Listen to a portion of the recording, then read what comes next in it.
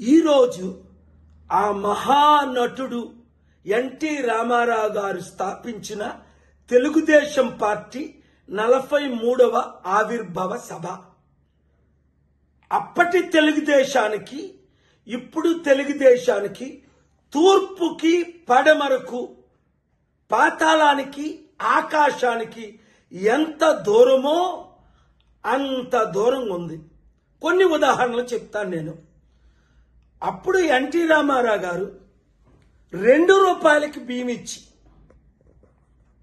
ఇప్పుడు ధరలు ఆకాశాన్ని అంటుకున్నాయి. అప్పుడు ప్రజల కొరకు స్థాపించిన పార్టీ ఇది. కేవలం నాయకుల కొరకు మాత్రమే. నారాయణ లాంటి వాళ్ళకి 1000 కోట్లు ఆస్తి, అలాంటి వారు 100 మంది బినామీలు ఉన్న పార్టీ. అప్పుడు బడుగు బలహీన వర్గాల పార్టీ. ఇప్పుడు కేవలం రాజ్యాధికారం కొరకు ఏదైనా చేయడానికి పార్టీ. అప్పుడు ఎన్టీ రామారావు ప్రధానమంత్రి, పవర్ఫుల్ ఐరన్ లేడీ ఇందిరాగాంధీని ఎదిరించిన నాయకుడు. ఇప్పుడు 2019లో మోదీ, నీ భార్యను వదిలేశావు, నీ తల్లిని నువ్వు చూసుకోలేవని 52 రోజులు జైల్లో పెట్టగానే మోదీ లాంటి ప్రధానమంత్రి లేడని చంద్రబాబు నాయుడు గారు పలుకుతున్నారు. ఆయన కొడుకు ద్వారా పలికిన మాటలు ఇప్పుడు మనం విన్నాం కొంతమంది. అప్పుడు కలమని ప్రెసిడెంట్ చేసింది ఈ మహానుభావుడే, చంద్రబాబు నాయుడే.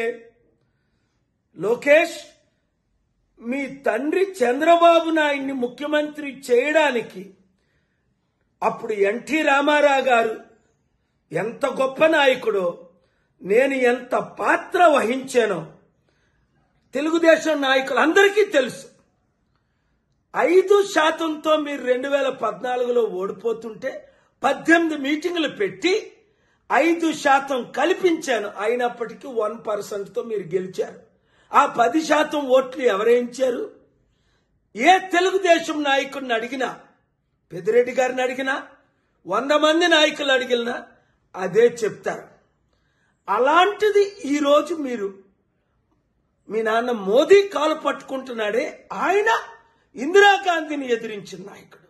ఈయన రాష్ట్రాన్ని, దేశాన్ని సర్వనాశనం చేస్తున్న, స్టీల్ ప్లాంట్ ని అమ్మేస్తున్న, 1200 మంది వర్కర్స్ ని బయటికి లాగేసిన, మీరు నోరు మూసుకొని మోదీ కూర్చో అంటే కూర్చుంటున్నారు, వెళ్ళిపో అంటే వెళ్ళిపోతున్నారు. ఒక్కసారి ఆలోచించండి. ఇంతవరకు 10 నెలల్లో ఇచ్చిన ఒక్క వాగ్దానం నెరవేర్చారా? నిరుద్యోగులకు ఉద్యోగాలయ్యి, నిరుద్యోగ భృతి ఏది? సూపర్ 6 వాగ్దానాలేవి? అమ్మకు వందనం ఏది? అప్పకు పప్పడం ఏది? ఈ వీడియో నేను ఎందుకు ఇవన్నీ సత్యం చెప్తున్నాను? చంద్రబాబు నాయుడు గారు, ఒక్క అవకాశం ఇస్తే మనం కలిస్తే అప్పులు తీర్చలేమా? 10 లక్షల కోట్లు, లక్షల కోట్లు నేను తేలైనా? ఒక్క సమిటికి మీరు వస్తే తెలుగుదేశ నాయకులందరూ, ఇంకా తెలుగుదేశంలో ఉన్న యువతి యువకులందరూ చంద్రబాబు నాయుడు గారికి ఈ వీడియో చేరినంత వరకు వైరల్ చేయండి. రాష్ట్రాన్ని కాపాడదాం. లేదా ఆయన ఒప్పుకోకపోతే తెలుగుదేశం పార్టీ నుంచి బయటకు వచ్చి ప్రజాశాంతి పార్టీలో చేరి బడుగు బలహీన వర్గాలకు అధికారం తీసుకొచ్చి ఎన్టీఆర్ ఆత్మకు శాంతిని తీసుకొద్దాం. God bless you. Share this video.